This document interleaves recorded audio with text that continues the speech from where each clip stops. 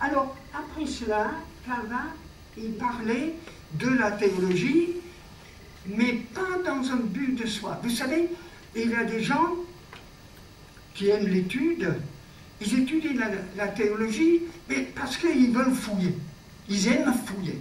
Bon, c'est bien, peut-être, mais Calvin, il n'a pas étudié la théologie pour fouiller, simplement pour avoir un certain plaisir intellectuel, mais continuellement, il disait que la théologie vise la piété. Qu'est-ce que c'est que la piété? Ben, c'est un peu difficile. On parle de quelqu'un, oh, c'est une personne pieuse. Ça ne veut pas dire grand-chose. Très pieuse, n'est-ce pas? À chaque fois qu'elle entre dans l'église, elle prend de l'eau bénite, n'est-ce pas? Elle fait le signe de croix, etc. Une génuflexion devant le Christ sur la croix. Bon. C'est une forme de piété. Mais dans la Bible, nous lisons de la piété, et c'est le respect et la crainte de notre Dieu. Et notre soumission à lui, notre marche avec lui. Et c'était l'insistance de Jean Calvin. Il en parle même dans sa préface, dans le premier tome de son institution chrétienne, à François Ier. Il parle, n'est-ce pas, la question, je vous écris, très honorable roi très chrétien, enfin, etc., pour que vous puissiez être exercé vers la piété. Je ne pense pas que ça a marché, mais en même temps, c'était son désir. Et la piété découle de notre source, de la source spirituelle qu'est le Christ. La piété découle de notre union spirituelle avec Christ, la source. Ce ne sont pas des pratiques. Mais non, il y a une relation constante entre nous, par le Saint-Esprit et par la parole. Et d'où vient la piété? Et nous n'allons pas être des chrétiens pieux, convenables, à moins que cette union soit faite d'abord, une première fois quand nous devenons chrétiens, et puis après ça, quand nous continuons en communion avec le Seigneur. Puis il y avait autre chose pour Calvin. Dieu gouverne et conduit tout. Ce qui est vrai. Nous pouvons dire qu'il n'y a rien qui arrive sur cette terre sans qu'il l'a voulu ou qu'il l'a permis. Je crois qu'il faut faire une distinction entre la volonté directe de Dieu et la volonté permissive de Dieu. Il nous permet des choses. Et en même temps, me semble-t-il que quelquefois, Calvin insiste un peu trop sur le fait que Dieu conduit tout, et je réponds à cela en disant, mais Dieu n'a-t-il pas établi des lois naturelles sur notre planète Terre? Et il les a établies. Quand par exemple des oiseaux,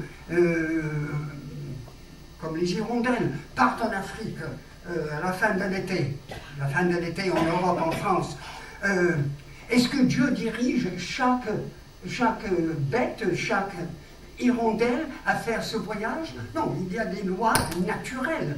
Et automatiquement, ils ont envie de partir. Et je crois qu'il faut reconnaître cela. Dieu peut faire des choses exceptionnelles avec les oiseaux. Je parle des oiseaux parce que je les aime beaucoup. Je me souviens avoir lu une fois au sujet d'un homme qui était dans une petite barque en pleine mer et puis qui mourait de soif, et une mouette est venue atterrir sur son crâne. Il l'a attrapé et ça lui a sauvé la vie. Hein, il a pu le manger, enfin ce qu'il y avait à manger. Alors là, n'est-ce pas, c'est la volonté directe de Dieu. Heureusement qu'il agit quelquefois comme ça. Mais quand je vois les mouettes, les goélands qui suivent un bateau, n'est-ce pas, je pense que ça c'est dans la nature. Ils ont trouvé quelquefois de la nourriture qui est rejetée dans la mer. Et c'est une loi naturelle, pour ainsi dire, même si l'homme a eu son influence. Et concernant l'homme,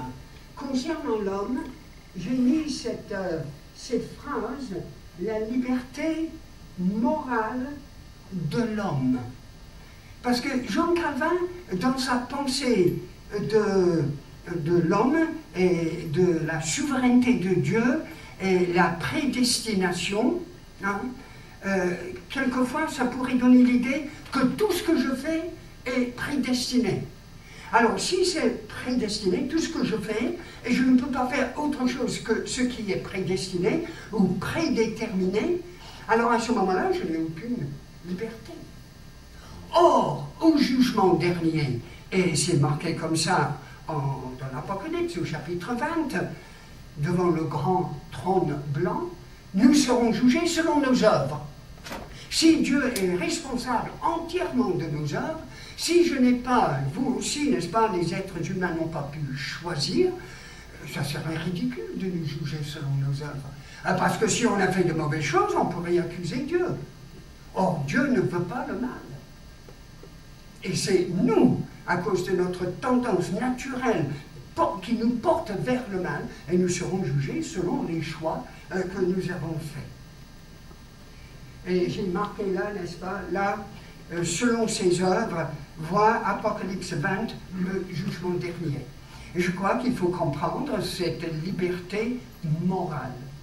Alors, la prédestination, on va en parler tout à l'heure, c'est en rapport avec le salut.